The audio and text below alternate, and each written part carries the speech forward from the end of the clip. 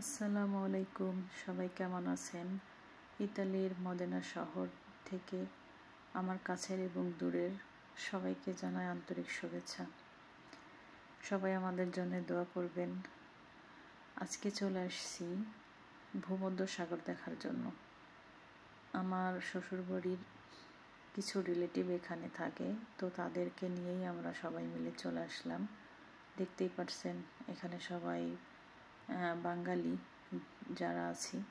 এখন ইতালিয়ানরা আসলে অনেকেই নাই, তো আছে কিছু কিছু, তারা দূরে এবং ওপরে অনেকে গোসল দিয়ে আবার রোদ্রে গিয়ে ভিটামিন ডি নিচ্ছে।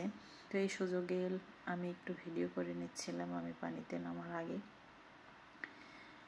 তারপরে দেখতে অনেক ভালো লাগতেছিল। এই সমুদ্রটা এক দিকে হচ্ছে ইতালি রিমিনি শহর আর অন্যদিকে হচ্ছে আফ্রিকা। এই সমুদ্র পথেই অবৈধভাবে অনেক বাঙালি ইতালিতে ঢোকে। তো আজকে এই সমুদ্রটা দেখার জন্য চলে আসলাম। তো দেখতেই পাচ্ছেন সবাই গোসল দিতেছে, বাচ্চারা অনেক মজা করতেছিল, আমি একটু ভিডিও করতেছিলাম। এটা আমার শ্বশুরবাড়ির রিলেটিভ, এনারা তো আমাকে বলতেছিল ছবি তোলার জন্য, ভিডিও করার জন্য। আমাকে বলতেছে সে পানিতে বসবে, তাকে একটু যেন ছবি তুলে দিই, ভিডিও করি।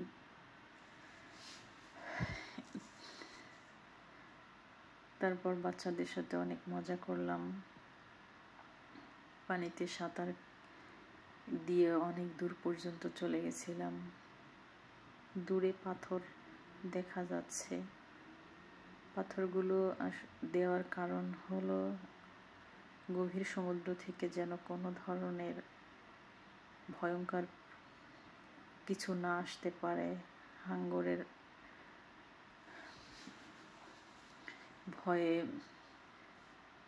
থাকতে হয় এখানে। আসলে সব সময় কখন না জানি এসে আক্রমণ করে, কিন্তু পাথর দেওয়া, পাথরের ওপাশে আবার নেট দেওয়া আছে, কিন্তু আমরা অত দূর পর্যন্ত যেতে পারি নাই, নিষেধ ছিল। সব জায়গার একটা নিয়ম কানুন আছে।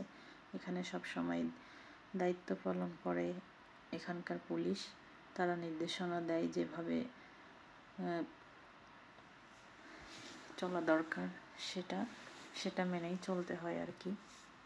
তো এই সমুদ্র দেখতে আমরা যেখানে গিয়েছিলাম, এই জায়গাটার নামটা তো বললাম রিমিনি, আর এই বিভাগটার নাম হচ্ছে রোমানিয়া এমিলিয়া। আমরা এই বিভাগের আন্ডারেই। যা হোক, তো অনেক বেশি ভালো লাগতেছিল। এটা আমার ইতালিতে যাওয়ার প্রথম ট্যুর ছিল আর কি, প্রথম কোনো প্লেসে যাওয়া।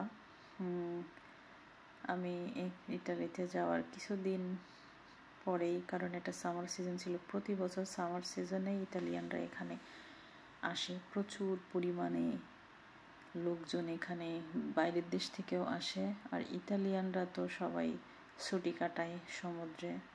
তো ইতালিয়ান ভাষায় এই সমুদ্র সৈকতকে বলা হয় মার। আমরা যেমন সমুদ্র সৈকত বলি বাংলাতে, তেমনি ইতালিয়ানরা মার বলে।